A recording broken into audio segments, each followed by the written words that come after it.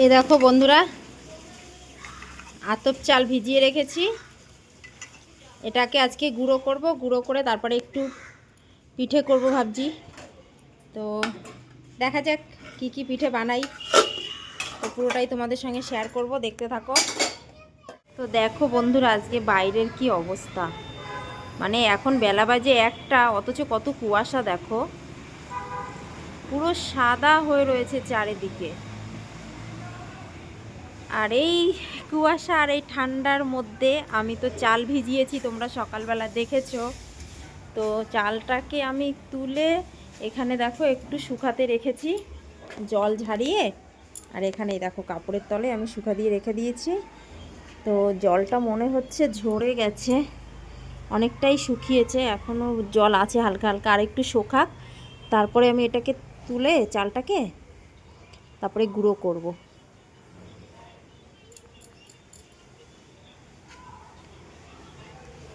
একটু হয়ে গেছি, এত ঠান্ডা লাগছে যে সকালবেলা খেয়ে দিয়ে তারপরে আর কিছু করার নেই, মানে এত কাঁপাচ্ছে ঠান্ডায়, লাস্ট পর্যন্ত আমি চাদর টাদর গায়ে দিয়ে বসেছি। আর কালকে এমনিতে একটু গেছিলাম বাজারে, যেহেতু ওই ছেলের ব্ল্যাঙ্কেটটা আনতে গেছিলাম। তো সন্ধ্যাবেলাটায় অনেকটাই ঠান্ডা ছিল, তো ওই সময়টায় আমি মানে মাথায় কোনো কিছু চাপা দিনে বলে ঠান্ডা লেগে গেছে। আর আজকে সকাল থেকে পুরো এই সাইডটা ব্যথা করছে, তো কিছু করার নেই। আর এদিকে জামা কাপড়ও দেখা হচ্ছে করেছে মেঘ, মানে পুরো ঘোলা ঘোলা ওয়েদার।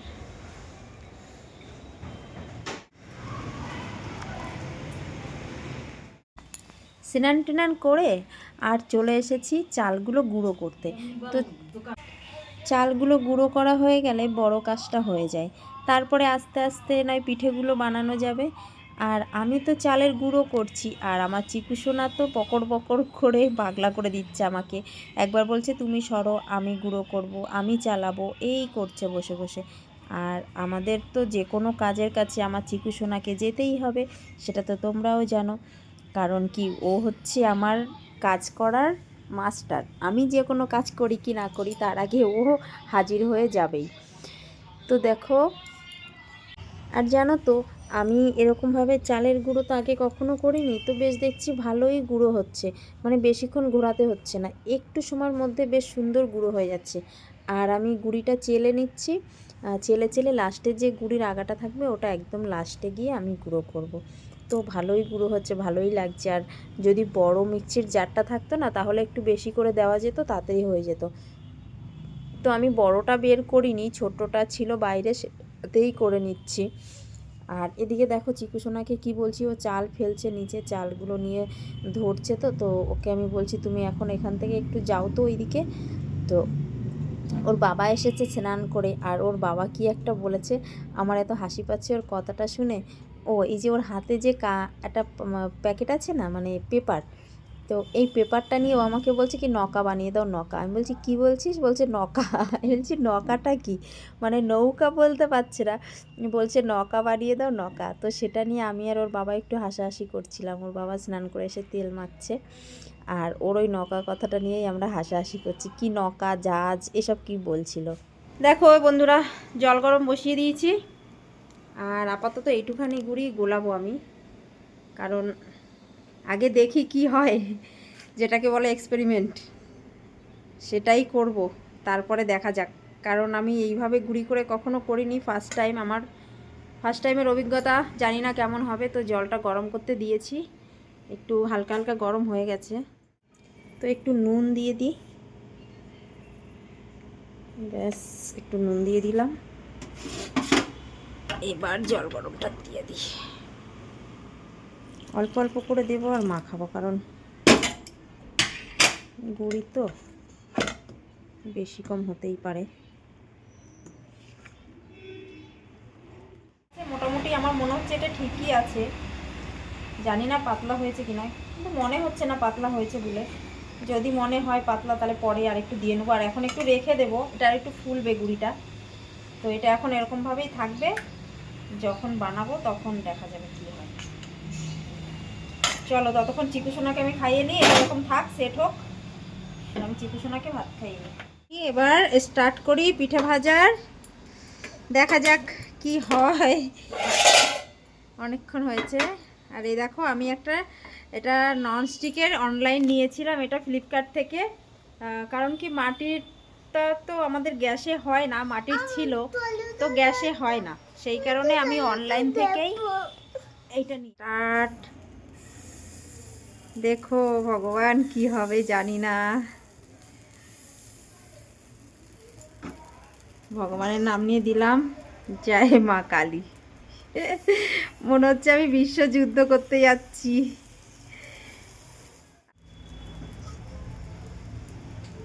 একসঙ্গে কিন্তু অনেকগুলো পিঠে হয়, ছোট ছোট পিঠে হয় কিন্তু অনেকগুলোই হয়। থাক। তো দেখো বন্ধুরা, এ তো ফোলেই নি গো, এ কি হলো, এত আশা করে বানালাম কিন্তু এটা ফুললই না, না ফুললে তো ভালো লাগবে না।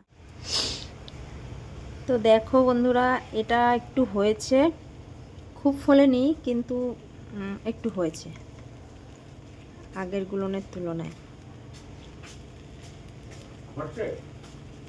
ফোলে না ভালো। তো কাচি পিঠাটা তো মোটামুটি যেমন তেমন করে হলো, দেখালাম। তো আমি ভাবছি চলো আর একটু চুষি পিঠে বানাই। আর কাচি পিঠাটা আমার অতটা ভালো লাগে না, এটা আমার বড় ছেলেই পছন্দ করে, ওকে দুধে ভিজিয়ে দিলে ওইটাই বেশি পছন্দ করে, তো আমার অতটা ভালো লাগে না। তো আমি ভাবলাম চলো একটু চুষি পিঠে করি, আর এই কারণেই চলে এসেছি চুষি পিঠে বানানোর জন্য প্রস্তুতি নিতে। তো এখানে দেখো আমি জল গরম বসিয়ে দিয়েছি, আর এই হাতার পেছনটা দিয়ে আমি নাড়বো, কারণ কি সামনেটা দিয়ে না ভালো করে নাড়া যায় না, যেহেতু চালের গুঁড়ি, এটা একটু সরু জিনিস দিয়ে নাড়তেই সুবিধা হয়, তো সেই কারণে আমি হাতার পেছনটা দিয়েই করে নিলাম। আর জল গরম বসিয়ে দিয়েছি, আর ওর মধ্যে দিয়েছি একটু নুন। তো জলটা গরম হয়ে গেলে আমি মানে অর্ধেকটার মতো বার করে নেব, কারণ কি এতটা জলে অনেক গুঁড়ি লেগে যাবে, আর আমি অতটা বানাবো না, সেই কারণে জলটা কমিয়ে নেব। যদি জল লাগে পরে এই জলটা দেব, আর আটাটা মাখবো যদি আটাটা ভালো সিদ্ধ না হয়, তো সেই কারণে আমি জলটা কমিয়ে নিলাম। দিয়ে এবার এখানে অল্প অল্প করে গুঁড়ি দেবো আর নাড়তে থাকবো। দুজনে হলে ভালো হয়, একজনে দিলে আর একজনে নাড়লে সুবিধা হয়। তো দুজন তো আর নেই, কী করা যাবে, একা একাই করছি। তো একদিকে বাঁ হাত দিয়ে নাড়ছি আর ডান হাত দিয়ে গুঁড়ি দিচ্ছি, তো ডান হাত দিয়ে বাঁ হাতে অতটা নাড়া যায় না, তো সেই কারণেই আমি দিয়ে নিচ্ছি। আর সত্যি কথা বলতে কি বলো তো, এইসব পিঠে টিঠেগুলো না ধৈর্য ধরে মা কাকিমারাই বানায়, আর যদি মা এইগুলো বানিয়ে দেয় তখন খেতে কিন্তু ভালো লাগে। কিন্তু আমি কি করব বলো, আমার এমন কপাল, না তো মা আছে, না তো মাসি আছে, না তো কেউ আছে যে তার বাড়িতে যাব আর সে আমাকে যত্ন করে বানিয়ে খাওয়াবে। তো আমার ছেলে মেয়েদেরকে, আমার বরকে তো আমাকেই বানিয়ে খাওয়াতে হয়, আর আমি আর কার কাছে গিয়ে বলবো যে আমার এটা ভালো লাগে, আমাকে এটা বানিয়ে দাও। তাই আমি নিজেই বানিয়ে খাই, আর কাউকে তো বলার নেই। আসলে সবার কপালে তো সব কিছু থাকে না, তো আমি সেটাই নিজেকে বলে নিজেকে বোঝাই যে সবার কপালে সব কিছু থাকে না। আমি যখন ছোটোবেলার থেকে এতদিন পর্যন্ত মা ছাড়াই মানুষ হয়েছি, মায়ের কাছে যাইনি কখনো, মায়ের ভালোবাসা পাইনি, মা কী জিনিস সেটাও বুঝিনি। সব মেয়েদেরকে দেখি মায়ের কাছে সবাই আবদার করে, আমাকে এটা বানিয়ে দেবে, আমাকে ওটা বানিয়ে দেবে, আমাকে ওই শাড়িটা কিনে দেবে, তো আমি তোমার কাছে এসে থাকবো, মানে এইগুলো আমি আশেপাশে দেখি, আমারও ইচ্ছে করে, কিন্তু ওই যে ইচ্ছে থাকলে তো আর উপায় হয় না, সবার তো আর সব কিছু পাওয়ার অধিকার থাকে না। আজ আমার সব কিছু থেকেও নেই, তো কিছু করার নেই। আমি যে কষ্টটা পেয়েছি, আমি যে অভাবটা পেয়েছি, আমি আমার ছেলেদেরকে সেই কষ্টটা অভাবটা পেতে দিতে চাই না। তো সেই কারণে আমি একটা মায়ের কাছ থেকে একটা সন্তান যে সুখগুলো পায়, আমি সবটাই আমার সন্তানদেরকে দেওয়ার চেষ্টা করি, আমার দুই ছেলেদেরকে আমি সেটাই দিতে চাই। এই কারণে হয়তো আমার বর মাঝে মাঝে আমাকে কথাও শোনায় যে তুমি ছেলেদেরকে বেশি আদর দাও, বেশি আহ্লাদ দিয়ে মাথায় তুলছো। আসলে কি বলো তো, আমি তো ছোটোবেলার থেকে মায়ের সেই আদরটা পাইনি, মায়ের ভালোবাসা সেই সাপোর্টটা পাইনি। তো সেই কারণে আমি সবসময় বলি যে আমি যেরকম অন্যের বাড়িতে থেকে কাকা কাকিমা ঠাকুমাদের কাছে থেকে মানুষ হয়েছি, তাদের অনেক ভালো কথা খারাপ কথা শুনে মানুষ হয়েছি, আমি চাই না আমার ছেলেরা সেরকম খারাপ কথা শুনে মানুষ হোক, যতক্ষণ অন্তত ভগবান আমাকে ভালো রেখেছে। হ্যাঁ, যদি আমি ভালো না থাকি, সুস্থ না থাকি, আমি যদি এই দুনিয়াতে না থাকি, সেটার ব্যাপার আলাদা, যে আমি দেখতে পারবো না আমার ছেলেদের সাথে কারা খারাপ ব্যবহার করছে, কারা ভালো ব্যবহার করছে। যেহেতু আমার বাবা মা সব কিছু থেকেও আমি সেই ভালোবাসার থেকে বঞ্চিত হয়েছি, আমার মা থাকতেও আমি মায়ের সেই ভালোবাসা, সেই আদর আবদার কোনোটাই পাইনি, তাই আমি বেঁচে থাকতে অন্তত আমার সন্তানদেরকে আমি সেই কষ্টটা পেতে দেব না। সেই কারণে আমি সব কিছু ওদেরকে দেওয়ার চেষ্টা করি। তো তোমাদের সঙ্গে কথা বলতে বলতে দেখো আমার চুষিগুলো কাটা হয়ে গেছে। চুষিগুলো কিন্তু খুব সুন্দর হয়েছে জানো তো।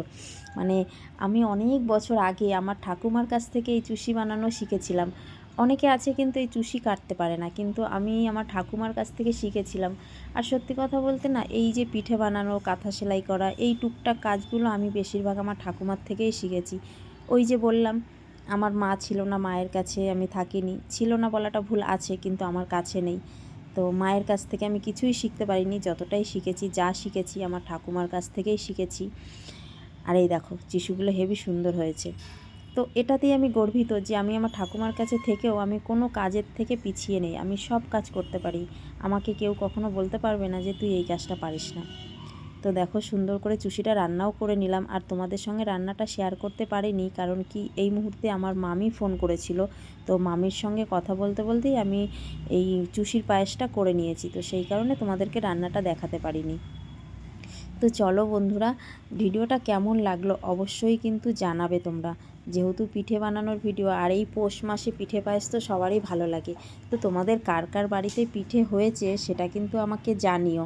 আর তোমরা কে কী পিঠে খেতে ভালোবাসো সেটাও অবশ্যই জানাবে। তো আমাদের বাড়িতে পৌষ মাসের মাঝামাঝি তো পিঠে হয়েই গেল, আবার পৌষ সংক্রান্তিতেও হবে, এটা তো শুরু।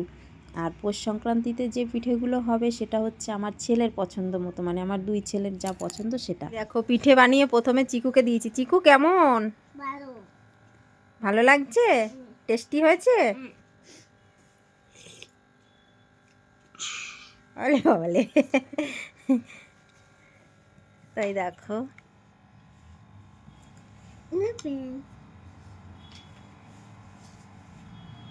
তো বন্ধুরা, পিঠে টিঠে যা খেলাম সে তো দেখলে, পিঠে তো ভালো হয়নি, ফোলেনি, কিন্তু পরে রাস্তার দিকে যেগুলো ভেজেছিলাম সেগুলো বেশ ভালোই হয়েছিল মোটামুটি।